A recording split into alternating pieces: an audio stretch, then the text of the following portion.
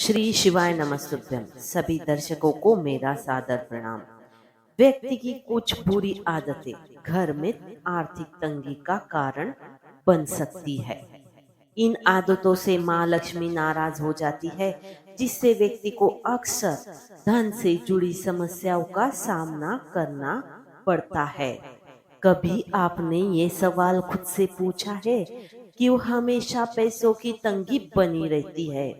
कमाते तो है, लेकिन जैसे पैसा रुकता ही नहीं। हर महीने शुरुआत में जो आता है, वो अंत तक कैसे खत्म हो जाता है पता ही नहीं चलता। कभी बच्चों की फीस बाकी है, कभी किसी का इलाज, कभी उधार चुकाना, तो कभी घर के खर्चे। हर तरफ से जरूरतें पीछा कर रही है और हम भागते जा रहे हैं। कभी नौकरी के पीछे, कभी ओवर टाइम, कभी नए व्यवसाय के सपने, लेकिन फिर भी दिल के अंदर एक बोझ, कुछ भी कर लो पैसे की कमी क्यों नहीं जाती। यही वो प्रश्न है जिसने आज लाखों लोगों की नींद छीन ली है। और ये कहानी सिर्फ आपकी नहीं, हजारों लोग आज इसी प्रश्न से जूझ रहे हैं। हमेशा पैसों की तंगी क्यों रहती है? धन का अभाव केवल बाहरी स्थिति नहीं है, ये भीतर की चेतना का प्रतिबिंब है। यानी पैसा सिर्फ बाहर की वस्तु नहीं, ये हमारी आंतरिक ऊर्जा, विचार और आध्यात्मिक स्थिति से जुड़ा है। हमारे हमने अक्सर पैसा और आध्यात्मिकता को एक दूसरे के विरोध में देखा है। जैसे यदि ईश्वर से जुड़ना चाहते हैं तो पैसे से दूरी बनाए रखे। लेकिन धन कोई बुरा नहीं है, लेकिन धन के प्रति आपकी चेतना कैसी है, यही सब कुछ तय करता है। तो आज हम इस विषय को उसी आध्यात्मिक दृष्टिकोण से देखेंगे। क्यों कुछ लोग के पास पैसा आसानी से आता है और कुछ लोग सारी मेहनत के बावजूद भी तंगी में डूबे रहते हैं? क्या यह सिर्फ कर्मों का खेल है, या इसके पीछे भी कुछ और है? हमारे जीवन में जो कुछ भी होता है, वह हमारे मैग्नेटिज्म पर आधारित है। जी हाँ, चुंबकत्व, आपकी चेतना, आपके विचार, आपकी भावना, आपका दृष्टिकोण, यही वो ताकतें हैं जो आपके जीवन में या तो समृद्धि खींचती है या गरीबी। अगर आपके अंदर अभाव की भावना है, यानी कि आप हर वक्त सोचते हैं मेरे पास पैसा नहीं है, मेरे पास पर्याप्त पैसा नहीं है, मैं कभी भी सफल नहीं हो पाऊंगा, तो आप वही अनुभव करेंगे। यह सिर्फ मनोविज्ञान नहीं, यह ब्रह्मांड का नियम है। विचार सिर्फ हवा में उड़ते हुए शब्द नहीं है, वो ऊर्जा है। और हर बार जब आप डर, चिंता, अभाव या असफलता की सोचते हैं, उस आप उस ऊर्जा को अपने जीवन में बुला लेते हैं। लेकिन सवाल यह है, ऐसा क्यों होता है? क्यों हमारा मन बार बार उसी तंगी में लौट आता है? क्यों हम ये सोच नहीं पाते कि मेरे पास बहुत कुछ है, सब कुछ है, ब्रह्मांड मेरी सहायता कर रहा है? क्योंकि हमने पैसा को सिर्फ भौतिक चीज मान लिया है। नोट, बैंक बैलेंस, तनख्वाह, हमने कभी सोचा ही नहीं कि पैसे की भी एक आत्मिक ऊर्जा होती है। Money is frozen energy. अगर आपको उसे अपने जीवन में प्रवाहित करना है, तो आपको अपनी चेतना को ऊर्जावान, प्रेमपूर्ण और सकारात्मक बनाना होगा। लेकिन अक्सर होता क्या है, हम पैसे के लिए भागते हैं, डरते हैं, चिंता करते हैं, और ये डर ही उस ऊर्जा को रोक देता है। जैसे कोई नदी है जो बह रही है और हम उसमें पत्थर फेंकते जाए, तो उसका प्रवाह रोकने लगता है।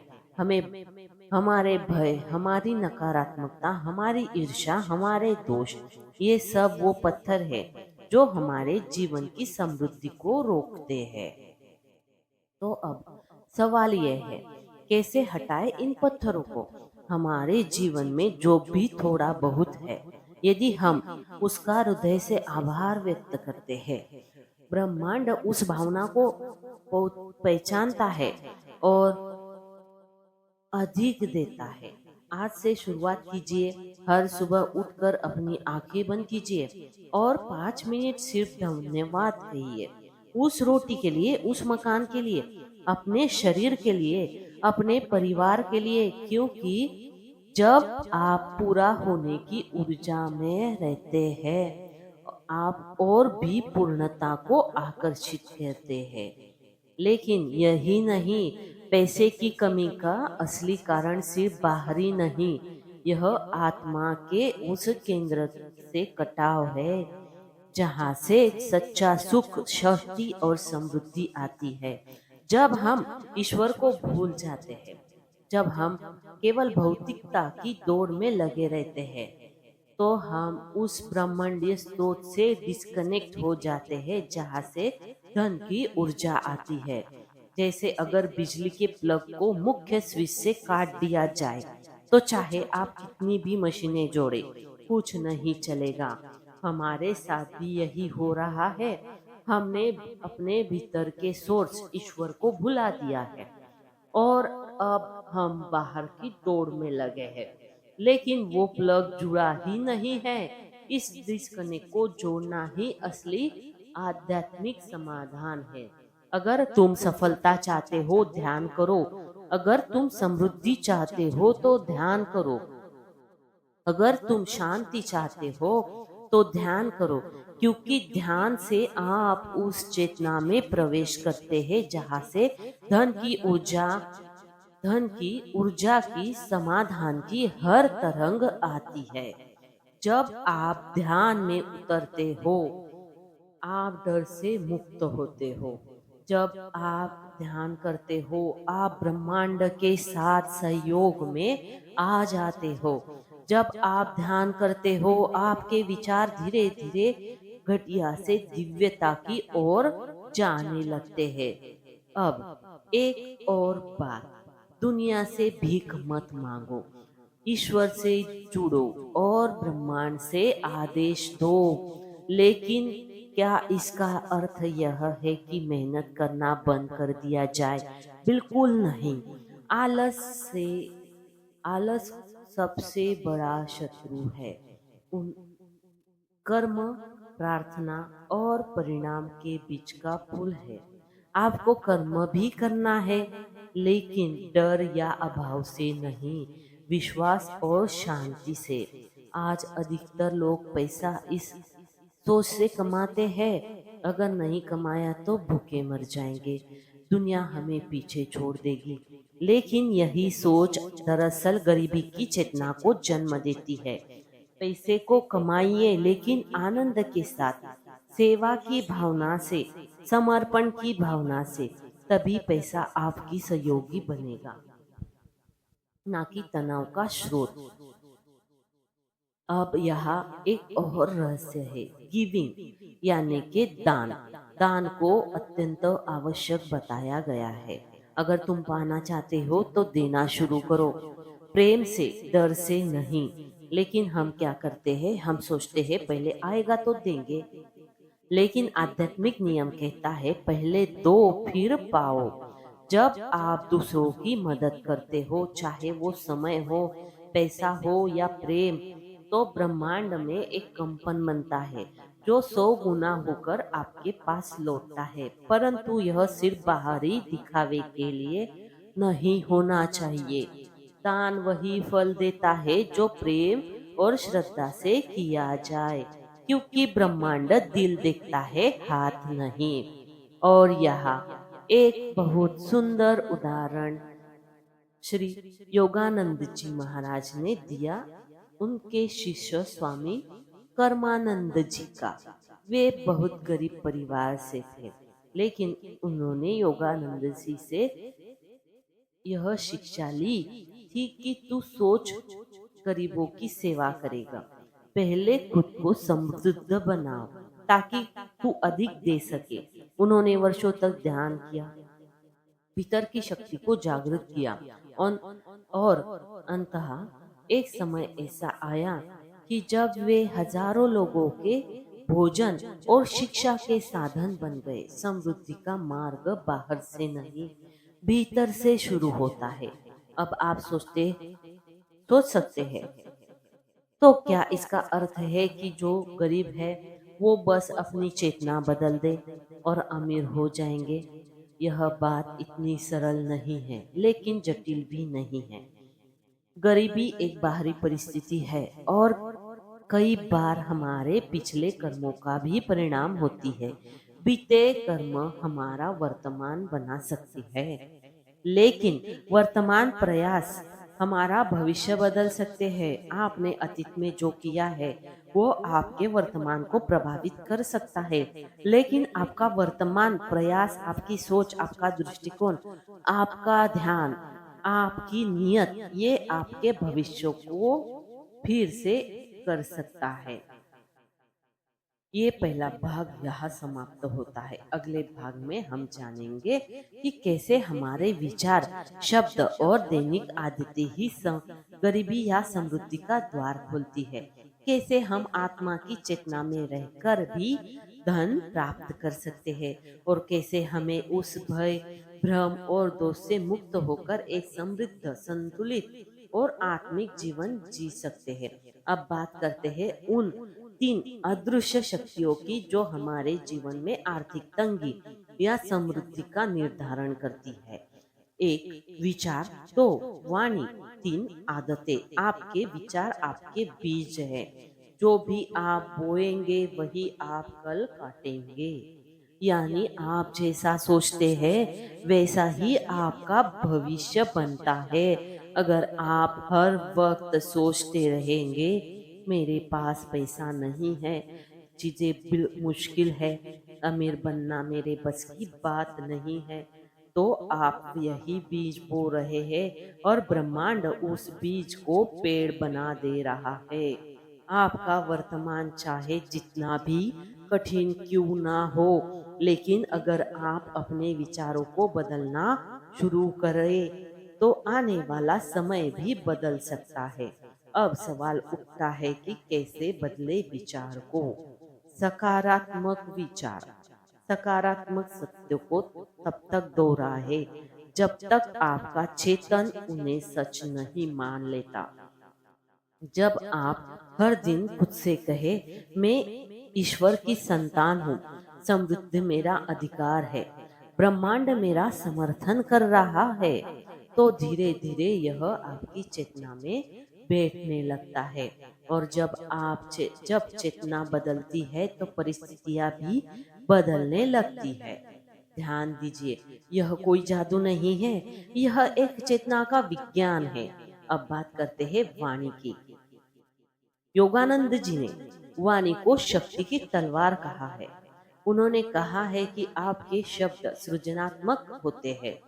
केवल वही बोले जो आप अनुभव करना चाहते हैं। लेकिन हम अक्सर क्या करते हैं, हर दिन कहते हैं क्या होगा इस महीने, बहुत तंगी है, काम नहीं चल रहा है, खर्चे बढ़ते जा रहे हैं। ये शब्द नहीं, ये शक्ति के संकेत है और ये संकेत ब्रह्मांड तक पहुंचते हैं। हर बार जब आप डर में बोलते हैं तो आप डर को भुलाते हैं। हर बार जब आप कमी की बात करते हैं तो आप कमी को बढ़ाते हैं। इसलिए आज से एक संकल्प ले, कभी भी अपने जीवन के बारे में कमी की भाषा ना बोले, भले ही परिस्थिति कठिन ना हो, कठिन क्यों ना हो, कहे ये भी बदल जाएगा, ईश्वर मेरे साथ है, मैं समाधान के करीब हूँ। अब आते हैं तीसरे स्रोत पर, आदतें। पैसे की तंगी केवल मन की नहीं, कई बार आदतों की बीमारी भी होती है। आलस, ज्यादा आराम, अज्ञानता तरक्की के दुश्मन होते हैं। अगर हमारी आदतें आलस से भरी है यदि हम समय को व्यर्थ कर रहे हैं, यदि हम अपने खर्चों पर सजग नहीं हैं, तो धन की ऊर्जा हमारे जीवन में टिक नहीं सकती। पैसा एक नदी की तरह है, उसे दिशा चाहिए, मर्यादा चाहिए और सम्मान चाहिए। पर यदि हम अनजाने में उसे बर्बाद करते हैं, उसका आदर नहीं करते, तो वह बहकर चला जाता है। इसलिए अपने खर्चों को निवेश और दिनचर्या पर ध्यान देना भी आध्यात्मिकता का ही एक भाग है।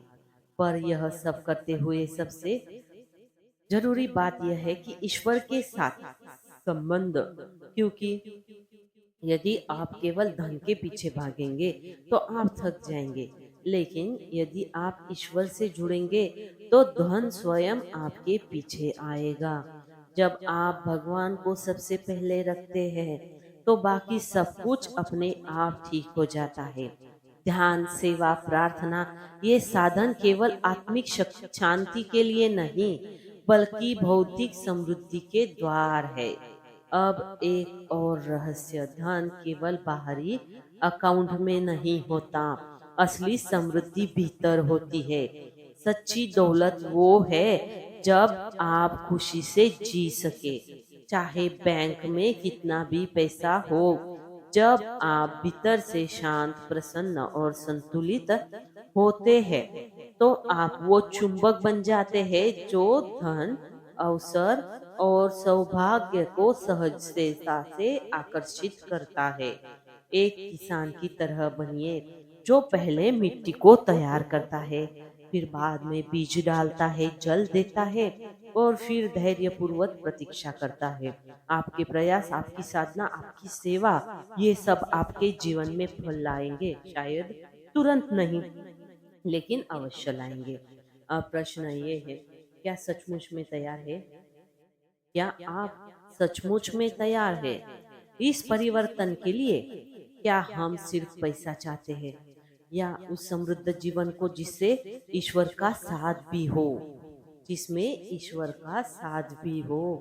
क्योंकि पैसा तो आ सकता है, लेकिन अगर भीतर डर है, लालच है, क्रोध है, तो वो पैसा भी जहर बन जाता है।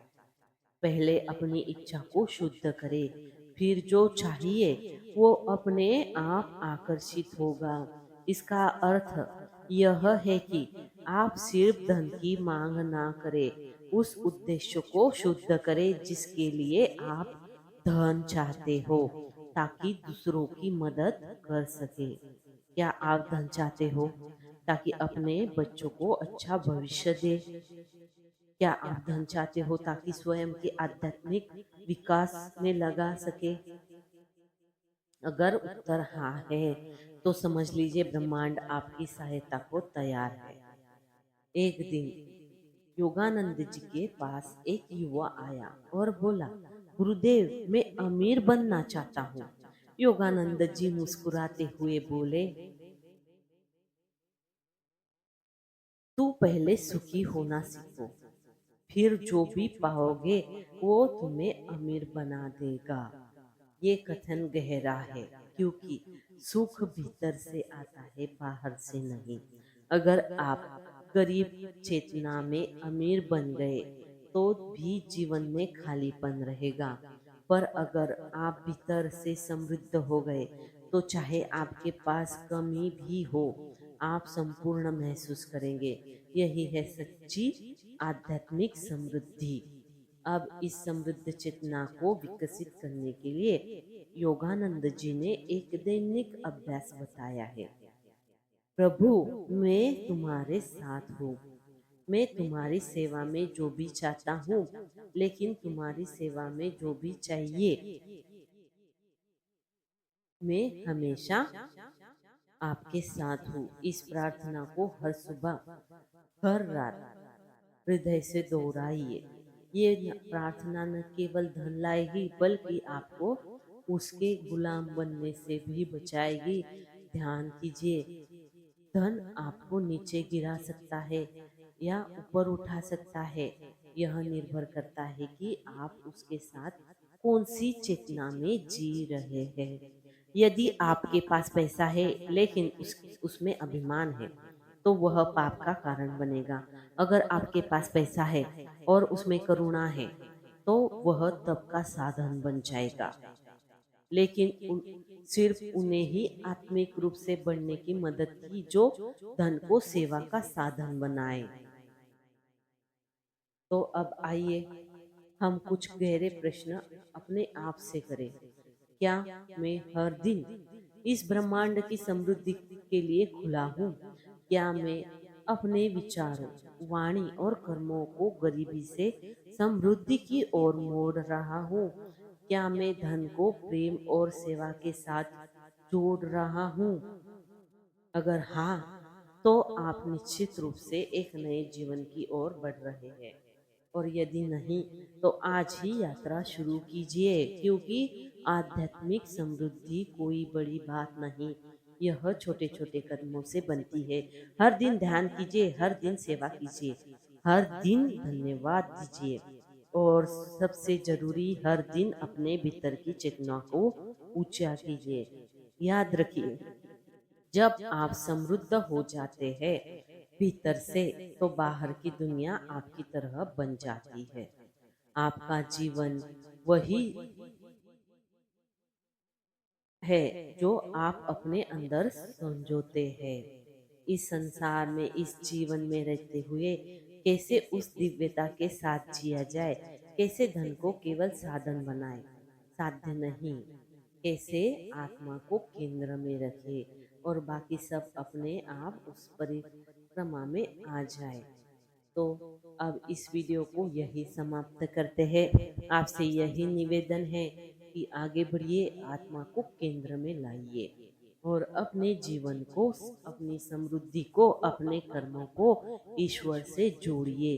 तंगी तब तक रहती है जब तक हम सोचते हैं मैं अकेला हूँ, लेकिन जब हम एक बार ईश्वर के साथ है ऐसा सोचेंगे, ब्रह्मांड मेरी सहायता कर रहे हैं, तो फिर कोई कमी टिक नहीं सकती।